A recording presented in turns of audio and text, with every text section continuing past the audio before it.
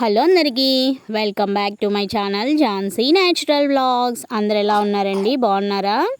ఈరోజు చూస్తున్నారు కదా, మన ఛానల్లో కాలీఫ్లవర్ పచ్చడి వీడియో చేస్తున్నానండి. కాలీఫ్లవర్ పికిల్ పెట్టాము, అది ఎలా పెట్టామని చెప్పేసి వీడియోలో చూపిస్తాను చూడండి.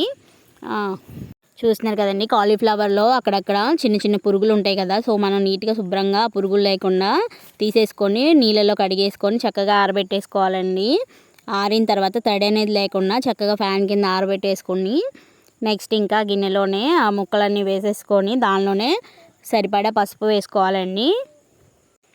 అండ్ ఇంకా దీంట్లోనే కొంచెం అంత మెంతులు ఉంటాయి కదండి, మెంతుపిండి వేసుకోవాలి. మెంతుపిండి వేసుకొని అండ్ ఇంకా కొంచెం అంతా ఆవు పిండి కూడా వేసుకోవాలి.